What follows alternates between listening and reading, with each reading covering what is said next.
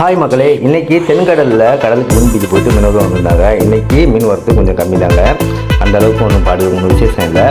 என்னடா கணக்கார எம்டியாக இருக்குன்னு பார்க்காதீங்க. நான் போன நேரம் அப்படி கொஞ்சம் லேட் ஆகிடுச்சுங்க. போன நேரத்துக்கு ஒரு வித்தியாசமாக கண்ணப்பட்டது இந்த ஒரு மீன் தாங்க. பார்க்குறதுக்கு அப்படி கோல்டன் ஃபிஷ் மாதிரியே இருக்குதுதா. ஆனால் இது கோல்டன் ஃபிஷ் கிடையாது. இது வந்து குருவடி மீன். குருவடி மீன்லேயே எவ்வளோ அழகாக இருக்கும் பாருங்க.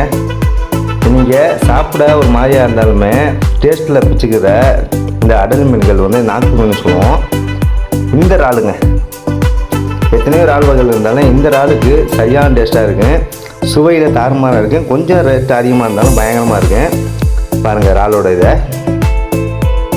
நீங்கள் சாப்பிட்டுருந்தா கமெண்ட் பண்ணுங்கள். இந்த இறாலோட நேமையும் மென்ஷன் பண்ணுங்கள். எவ்வளோ அழகாக இருக்கும் பார்த்தீங்களா. கிலோ வந்து எங்கள் ஏரியாவில் 650 ரூபா இந்த இறால் மட்டுமே. பயங்கரமாக ஓடும். இது பெரிய இறாலுங்க, கவுண்டர் இறால்.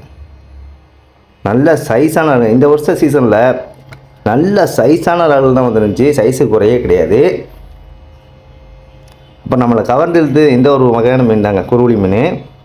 ஒரு மீனாக இருந்தாலுமே சரியான பீஸு. நல்ல அழகாக இருந்துச்சுங்க. கொஞ்சம் வித்தியாசமாக டிஃப்ரெண்ட்டாக இருந்துச்சு. பார்க்குறதுக்கு பல இருந்துச்சு. நான் கூட வேறு மீன் நினச்சேன்.